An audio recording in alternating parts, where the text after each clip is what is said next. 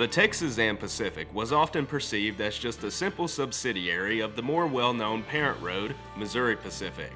The relation of both companies was evident, especially within the diesel era, with both roads having blue and gray painted locomotives.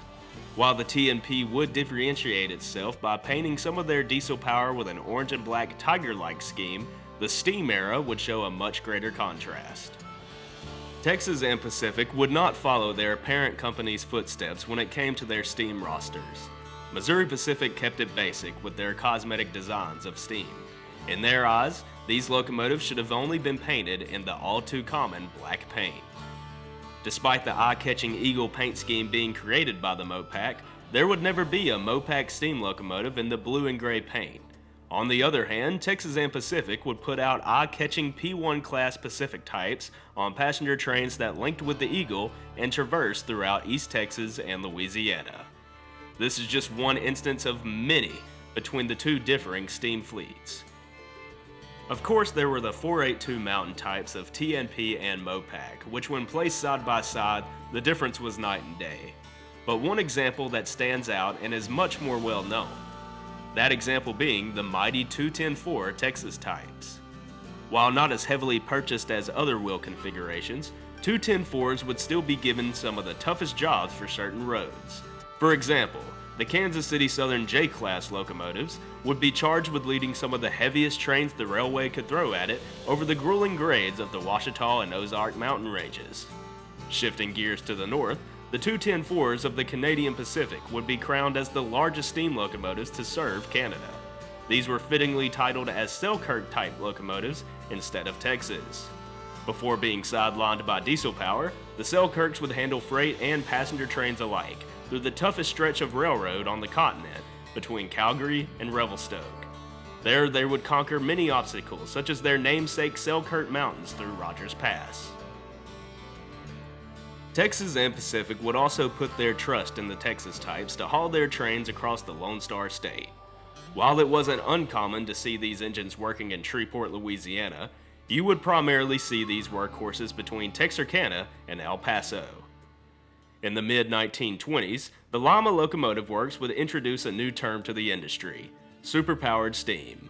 This term refers to locomotives with larger than average fireboxes, four-wheel trailing trucks, and increased-sized superheaters.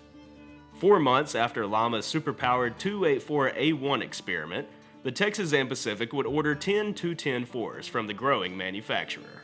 They would arrive to the railroad in November and December of 1925. Numbered 600 through 609, the first batch of Texas types would be labeled as the I-1 class. These would be the first superpowered locomotives to be placed into revenue service. These engines would have a fierce aesthetic to them and bring the iconic appearance that many associate with the T&P. A pair of air compressors with blocky shields protecting them would be on top of the pilot. 15 feet and 5 3/4 inches above the ground, the cab would tower above and accompany a significant 60 feet and 4 inches in total length of the engine. Under the boiler would be the set of 63-inch drivers. And to top off the entire look, the trademark feed water heater mounted high, giving a brow appearance.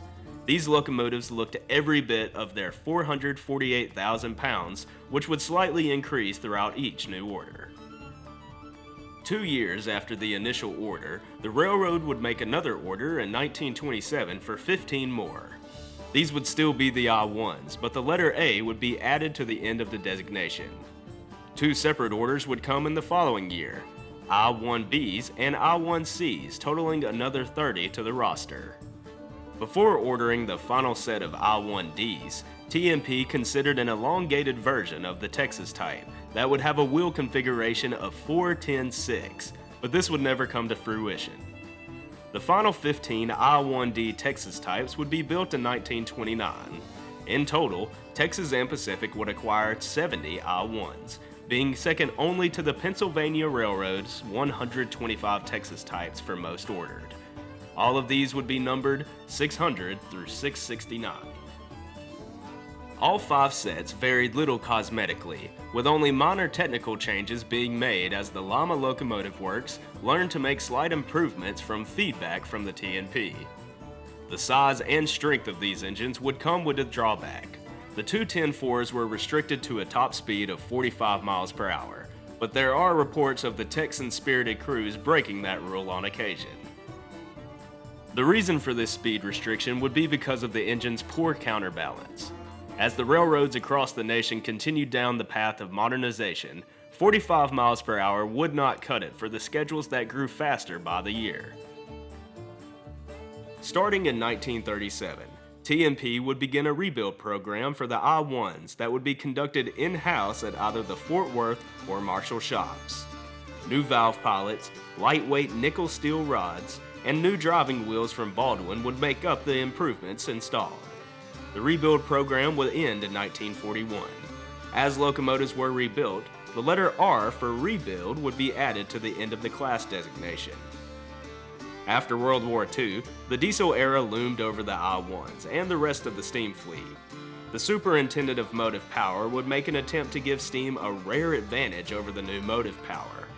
In 1947, Texas and Pacific President Ballmer would be convinced to approve another rebuild program in hopes that the upgrades would allow steam workhorses to compete directly with diesels.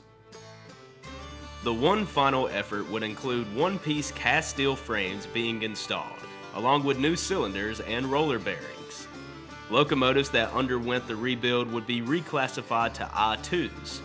10 of these frames were ordered, but the program would be shut down in the summer of 1949, leaving one framed unused.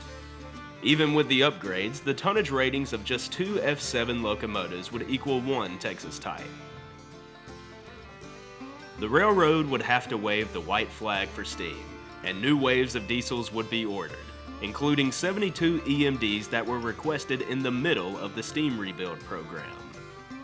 Number 650, now rebuilt as an I-2 locomotive, would make the final revenue run for a Texas type on the railroad on August 12, 1951.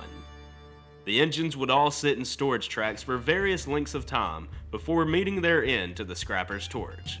All except for two, number 610 and 638. Number 638 would make its last run in 1949 with 57 loaded tank cars filled with West Texas crude oil bound for refineries in the east.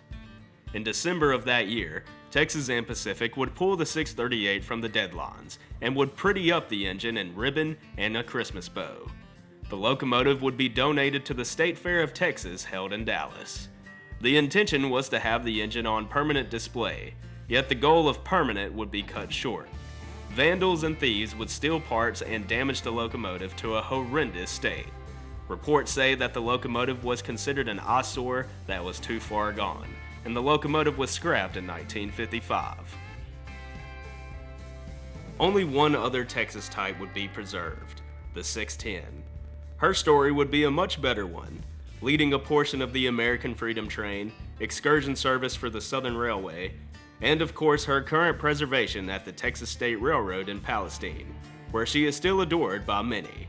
But that is a full story that will perhaps be told another time.